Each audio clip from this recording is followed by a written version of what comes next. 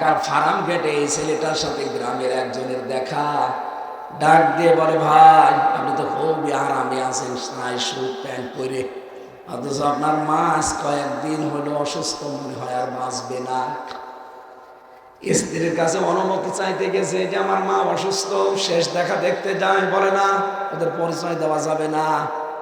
ওর গেছে রাগ হয়ে, আমার মাই যদি না বাঁচে তোরে আমি কি করব, তোরেও আমি আর রাখবো না। রাগ করে রাগারাগি করে চলে এসেছে ওর কথা না শুনে। নাইট লজে এসে নেমেছে, মনে করেন জয়পুর হাটে। রাত 2টা বাজে তখন। এই শীতের রাতে কুয়াশার ভেতরে বাস থেকে নেমেই দেখে একটা রিকশা, টিম টিম করে আলো জ্বলছে। সন্তানটা বাস থেকে নামার পরেই মুরব্বী চেহারার দিকে তাকিয়ে চিনে ফেলেছে। চিন্তা করছে এখনো কয়েকজন বাস থেকে নামছে, সামনে যদি যাই আমার পরিচয় পেলে হয়তো আমার ছেলের সম্মান নষ্ট হবে। গামছা দিয়ে মুখটা পেঁচিয়ে নিয়েছে, শুধু চোখ দেখা যায়। যে কণ্ঠের স্বর উলট পালট করেছে, ডাক দিয়ে বলছে, স্যার যাবেন আপনি? কোথায় যাবেন? বলছে পান্তাপাড়ায় যাব, কানু মিয়ার বাড়িতে। চলেন আপনাকে নিয়ে যাচ্ছি। ভাড়া মিটিয়ে নিয়ে যাচ্ছে। যেহেতু সারাদিনের প্রায় না খাওয়া শরীর, ওদিকে মাটা অসুস্থ হয়ে পড়ে আছে। এই কঠিন পরিস্থিতিতে যেতে যখন পারে না, পেছনে ধাক্কা দিয়ে বলে, কেমন চালান, জোরে চালান। মুরব্বী মানুষ এমনিতে প্যাটেল তো মারতে পারে না, রিকশার প্যাটেল যেভাবেই হোক আস্তে আস্তে যাচ্ছে। আবার ধাক্কা দিয়েছে। এই বয়সে রিকশা নিয়ে আসতে পারে, চালাতে পারে না। আপনার কি ছেলে নেই? দ্বিতীয় ধাক্কা দেওয়ার পরেও কিছু বলে নাই। 3 নাম্বার ধাক্কা চাই দিয়েছে। মুরব্বী গেছে হুবড়ি খেয়ে পড়ে, রোডের ওপরে পড়ে গেছে, দাঁত ভেঙে, পার নখ গেছে কেটে, রক্ত বের হচ্ছে। রক্ত বের হয়ে জন্য চলাচলি করে। রিকশা থেকে যেহেতু পড়ে গেছে, এবার কষ্ট করে দাঁড়িয়েছে। ডাক দিয়ে বলছে, স্যার আপনার মোবাইলের লাইটটা একটু বের করে। কেন? দরকার আছে। মোবাইলের লাইট যখন বের করে বলছে, আমার মুখের দিকে একটু তাকান। মুখ থেকে গামছাটা খুলে ফেলে সামনে নিয়ে বলছে, দেখেন তো আপনি আমার চিনতে পারেন কিনা। আপনাকে স্যার বানাতে গিয়ে আমার জীবনটা নষ্ট হয়ে গেছে। আমি মানুষের বাড়িতে ভিক্ষা করে করে তোমার পরীক্ষার ফিস দিয়েছিলাম। তোমার মা বাড়িতে ঝিয়ের কাজ করে থালা বাসন ধুয়ে ধুয়ে টাকাগুলো তোমার হাতে দিয়েছিল। তুমি আজকে শার্টটাই পরে আসো। তোমার স্যার বানাতে গিয়ে আমাদের 2 জনের জীবনই শেষ হয়ে গেছে। তুমি প্রথমবার ধাক্কা দিয়েছিলে যে এই বয়সে রিকশা চালান, আপনার ছেলে নেই, ছেলে তো আছে, পেছনে বসা, করব কি? তৃতীয়বার যখন ধাক্কা দিলে দেখেন আমার পড়ে গিয়ে দাঁত ভেঙে গেছে, আমার পায়ের আঙ্গুল কেটে রক্ত বের হচ্ছে। ও স্যার, আমার কথা বাদ দিলা, আপনার মার অবস্থা কিন্তু একেবারে খারাপ। 7 দিন বিছানায় পড়ে আছে, নড়াচড়া নেই। আমি ঔষধগুলো বহু কষ্ট করে কিনে কিনে তারে দেই। দিনের বেলা রিকশা চালাতে পারি না তোমার সম্মানের ভয়ে। রাতের বেলা আমি রিকশাটা ভাড়া করেছি, নিয়ে বের হই, যে কয় টাকা পাই ওইটা দিয়ে ঔষধ কিনতে চলে যাই। এই জন্য সারাদিন আমি প্রায় না খেয়ে আসছি। ছেলেটা রিকশা থেকে লাফ দিয়ে নেমে বাবার পা জড়িয়ে বলছে, আব্বা আমার মাফ করে দেন। আপনি ওঠেন রিকশা, আমি কষ্ট করে ঠেলে হলেও বাড়ি নিয়ে যাব। কোথায় পেয়েছেন আপনি রিকশাটা? এলাকায় তো আমার মতো গরিব মানুষ নেই, তুমি নিজেও জানো। রিকশা পাবো কোথায়? আমি ভাড়া নিয়েছিলাম রাতের জন্যে। দিনের বেলাও ভাড়া মারতে পারি, কিন্তু তোমার সম্মানের জন্য আমি মারি না, মানুষ খারাপ বলবে। বাড়িতে তাড়াতাড়ি চলো, মনে হয় মাকে শেষ দেখা যাবে না। বাড়িতে পৌঁছানোর আগে 10 মিনিট আগে ওর মা মারা গেছে। দৃশ্য দেখে 2 মিনিটের ভেতর ওর বাবাও হার্ট অ্যাটাক করে মরে গেছে। মার বাবার লাশ জড়িয়ে ধরে হাউ মাউ করে কাঁদে, বলে বাবা দুনিয়া থেকে চলে গেলে আমার মাফও করে গেলে না, পৃথিবীতে এখন আমাকে ডাকার মতো আর কেউ থাকলো না। ওদিকে ওর বউ যে তো রাগারাগি করে এসেছে, এজন্য ডিভোর্সনামা পাঠিয়ে দিয়েছে, ওর অফিসে কমপ্লেন দিয়ে ওর চাকরিটা চলে গেছে।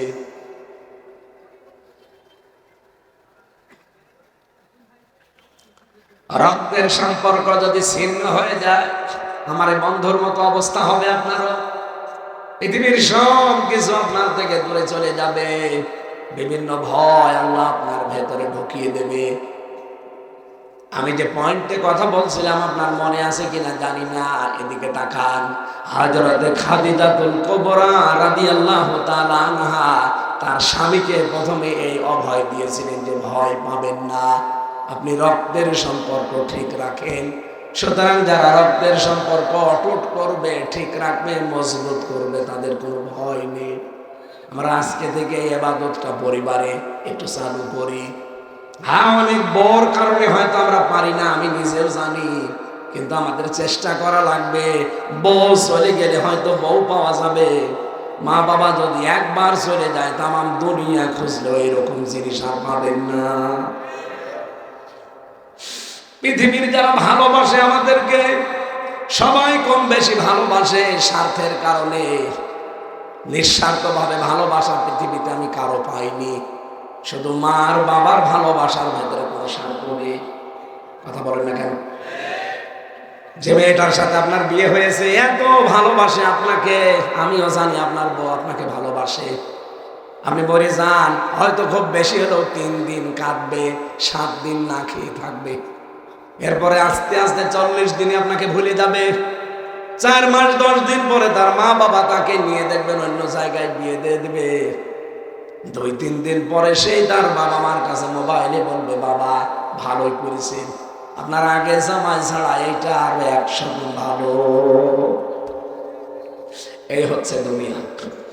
এদের পেছনে থাকতে গিয়ে, এদের মন খুশি করার জন্য আল্লাহর পরে যাদের স্থান, এই মা বাবাকে নারাজ করা যাবে? কেউ করবো এখন থেকে আমরা? আল্লাহ আমাদের হেফাজত করুন, বলেন আমিন। 2 নম্বরে স্ত্রী বলেছিলেন তাহমিলুল কাল্লা, কখনো ভয় পাবেন না স্বামী আমার। আপনি মানুষের বোঝা বহন করেন, ঋণের বোঝা, কষ্টের বোঝা, দুঃখের বোঝা, মানুষের বোঝা আপনি হালকা করে দেন। আপনি ভয় পান কেন? বাংলাদেশে আমরা এই 15.5 বছরে কত রকমের বোঝা মানুষের উপরে চাপিয়ে দিয়েছি, আমার ভয় লাগবে না? লাগবে কার? দুঃখের বোঝা, কষ্টের বোঝা, ঋণের বোঝা, কত রকমের বোঝা আমরা মানুষের উপরে আরো চাপিয়ে দিয়েছি। তাদের বোঝা দূর করা দূরের কথা। এরকম 5টা কথা একটা একটা করে শুনিয়েছিলেন। আমি এই পয়েন্টটা এনেছিলাম এই কারণে, আজ পৃথিবীতে আমরা রক্তের যে সম্পর্ক, এটা অনেকেই জানি না যেটা কি, মনে করি এ আর কি জিনিস, অথচ এটা যে ঠিক রাখা ফরজ। আজকে থেকে আমরা এখনই ঠিক রাখবো। আল্লাহ পাক আমাদের যত রকমের অভাব আছে, যত রকমের ভয় আছে, তার পক্ষ থেকে যেন দূর করে দেন, বলেন আমিন।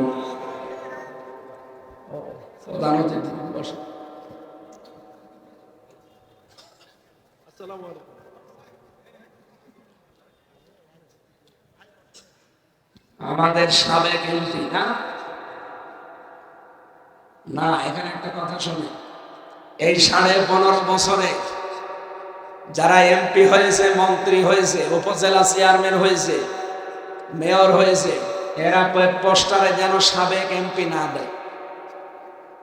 ওনাদের 6 জনেরটা ভিন্ন, কারণ ওরা যে জিহাদ করে হয়েছে সেটা তো আমরা জানি। বাকি যারা পালিয়েছে এই 300 এমপির ভেতরে, এরা যদি সাবেক এমপি লেখে কোনো জায়গায়, সাবেক মন্ত্রী লেখে, ওদের সাবেক চোর লেখা দরকার, সাবেক ডাকাত লেখা দরকার। কারণ আপনাদেরকে আমরা ভোট দেইনি, এক কথা বলুন না কেন? ভোট দিয়েছি আমরা। আমার 33 বছর বয়স, 18 বছর থেকে ভোট দিতে আরম্ভ করলে আমি 3 বার ভোট দিতে পারতাম, একবারও পারিনি। তার মানে ভোট এতদিন হয়নি। আগামী থেকে যেন আমার ভোট আমি দিতে পারি সেই ব্যবস্থা করা লাগবে। কথা বলেন না কেন? এটা আবার নস্যাৎ করার জন্য মোদি সাহেব গিয়েছিল অলরেডি ট্রাম্পের কাছে, এই বাংলাদেশ সম্পর্কে কিছু মিথ্যা তথ্য তার কাছে দিয়ে আবার ওই ডাইনি বুড়িকে এসে বসাবে। কিন্তু ট্রাম্প তো জাতে মাতাল হলো, তাহলে ঠিক আছে। আমাদের ইউনূস সাহেব, ডক্টর মোহাম্মদ ইউনূস, এই দিন মোদি গেছে ঠিক ওই দিনই আন্তর্জাতিক মিডিয়াগুলো নিয়ে আয়না ঘর আবিষ্কার করছে। এই যে এই দেখে, এই সেই ইলেকট্রিক শর্ট দেওয়া চেয়ার, এখানে 12 বছর মানুষকে ঘরের ভেতরে আটক করে রেখেছিল এই মহিলা। জাতিসংঘ ওই দিনই রিপোর্ট দিয়েছে। ডোনাল্ড ট্রাম্প যা বলবে সব ভুলে গিয়ে বলছে হাসিনার ব্যাপার আর আপনার ব্যাপার, আপনারা মিটান, ওর ভেতরে আমরা নেই, ওদের গুড়ে বালি। সুতরাং আবার ভোট ছাড়া নির্বাচনের ব্যবস্থা, এটা করার জন্য মোদি এই চেষ্টা চালাচ্ছিল। যেহেতু আল্লাহ আমাদের বাঁচিয়ে দিয়েছে, সামনে আমরা চাই যেন আমার ভোট অন্তত আমি নিরাপদে দিতে পারি। একবার বলেন না কেন? একটা আমানত, এটা রায় মানে একটা আমানত। ইন্নাল্লাহা ইয়া'মুরুকুম আন তুআদ্দুল আমানাতি ইলা আহলিহা, অবশ্যই আল্লাহ তোমাদের নির্দেশ দিচ্ছে তোমাদের যাবতীয় আমানত, এখানে আমানত যেহেতু বহু বচন, তাফসিরে মারিফুল কোরআনে আল্লামা আহমেদ শফি, আল্লামা শফি রহমতুল্লাহ আলাইহি লিখেছেন এখানে আমানত মানে ভোট। ভয়কার ট লেখা আছে, আপনি নিয়ে আসেন বাংলা। ভোট, রায়, সিদ্ধান্ত, এগুলো সব বাংলায় লেখা আছে। সুতরাং আমার রায়, আমার সিদ্ধান্ত, আমার ভোট আমি এমন জায়গায় দেব যার জন্য মানবতার কাজ হবে, দেশের কাজ হবে, ইসলামের কাজ হবে। এই কথা বলুন না কেন? কিয়ামতের দিন বহু মানুষ উঠবে, তার আমল নামায় জেনার গুনাহ লেখা থাকবে। লোকটা বলবে রব্বুল আলামিন তোমার ফেরেশতারা মনে হয় উল্টো পাল্টা করে লিখেছে, আমি তো যেমন জেনা করিনি। আল্লাহ বলেন আমিও জানি তুমি জেনা করনি, আমার মানুষকে ভোট দিয়েছিলে, রায় দিয়েছিলে, তোমার ভোট পেয়ে লোকটা এমপি হয়ে, মন্ত্রী হয়ে সংসদে বিল এনেছিল মদের, জেনার পক্ষে। এই বাংলাদেশে 300 জন এমপি হবে, 151 জন যদি একবার কোনো বিষয়ে হ্যাঁ বলে দেয়, ওইটাই তার পরের দিন পাশ হয়ে যাবে। কথা বলে না কেন? সুতরাং আমরা এমন মানুষকে সামনে রায়, ভোট, সিদ্ধান্ত দিতে চাই যিনি প্রথম দিনই সংসদ অধিবেশনে নামাজের বিল আনবে। এই নির্দেশ কার? সূরা হজের 41 নম্বর আয়াতে আপনি খুঁজে নেবেন, এটা 17 নম্বর পারা, 16 নম্বর পৃষ্ঠার 7 নম্বর লাইনে আছে। আল্লাযীনা ইম্মাক্কান্নাহুম ফিল আরদি আকামুস সালাত। রব্বুল আলামিন বলেন আমার মুমিন বান্দাদেরকে যদি আমি রাষ্ট্র ক্ষমতা দান করি, ওরা প্রথম কাজ সংসদের প্রথম অধিবেশনে বিল পাস করবে নামাজের। 54 বছর আমরা যাদেরকে পাঠিয়েছি সবই তো প্রায় মুসলমান, এই কাজটা করলেন না কেন? সংসদের প্রথম অধিবেশনে কেন আপনারা নামাজের বিলটা পাস করে দিলেন না? তাহলে এই দেশে চুরি বন্ধ হয়ে যেত। আল্লাহ গ্যারান্টি দিচ্ছে নামাজের বিল পাস করে চুরি, ডাকাতি, এই যে ছিনতাই, রাহাজানি, জেনা, ধর্ষণ, এগুলো বন্ধ হতে বাধ্য। ইন্নাস সালাতা তানহা আনিল ফাহশাই ওয়াল মুনকার, অবশ্যই নামাজ অশ্লীল ফাহশা কাজ থেকে মানুষকে বিরত রাখবেই, এই গ্যারান্টি কার? সুতরাং নামাজের বিল যারা আনবে এরকম মানুষকে রায় দেওয়া যাবে না। মোশাররফ সাহেব যদি নামাজের পক্ষে যে কথা বলে, আর যদি তার পরের দিন নামাজের বিলটা কায়েম হয়ে যায়, আপনি মোশাররফকে একটা ভোট দিয়েছিলেন, অথচ মানুষ নামাজ পড়বে 18 কোটি। কত? 18 কোটি মানুষ নামাজ পড়লে যে সওয়াব পায়, আপনি একটা ভোট দিয়ে ঠিক সেই সওয়াব পাবেন। এজন্য এটা রাজনীতি মনে না করে, দুনিয়ার কাজ মনে না করে, সামনে এই কাজটা আমাদের অধিকার, আমরা খাটাতে চাই।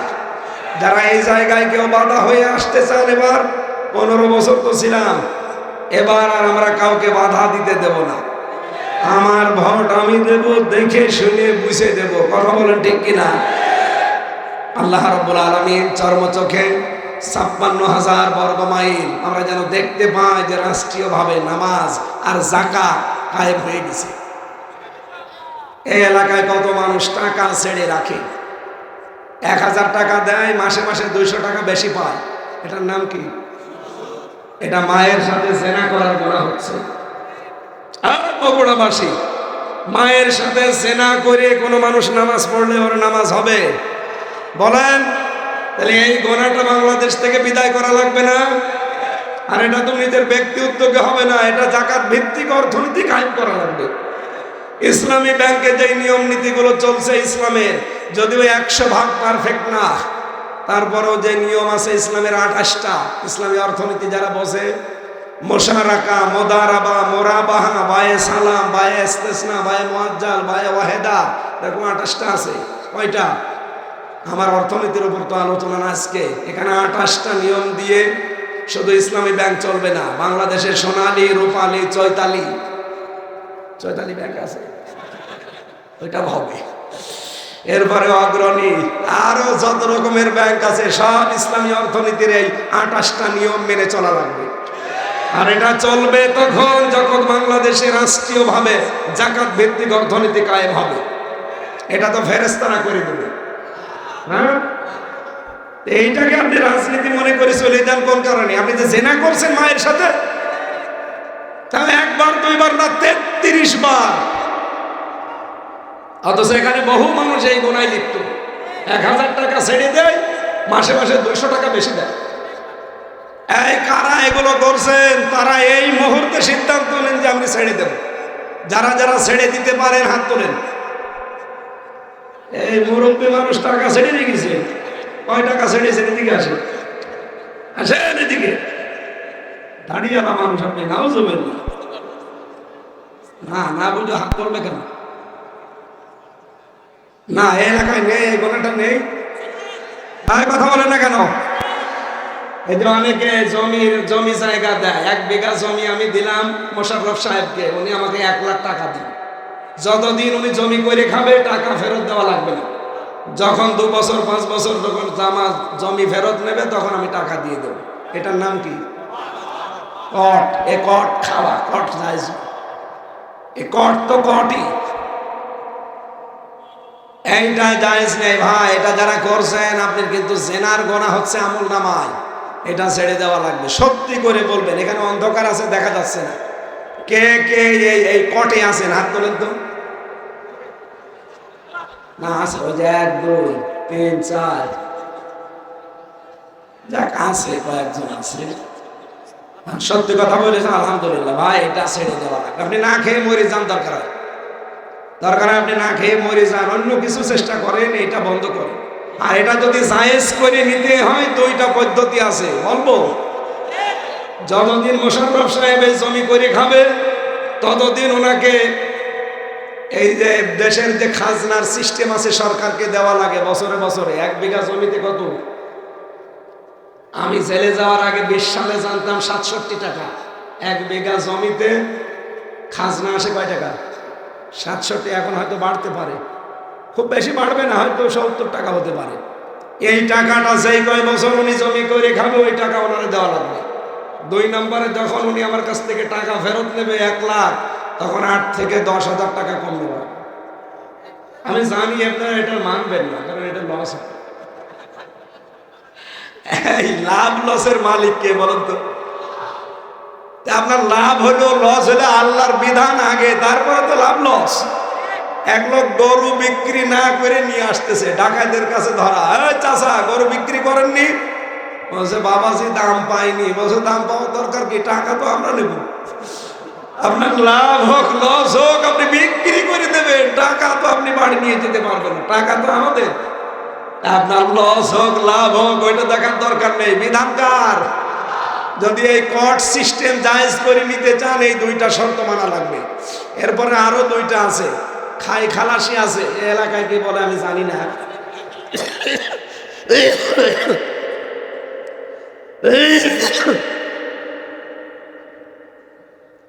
না, আমার ইসলামী অর্থনীতির উপর আজকের আলোচনা রমজানের উপরে।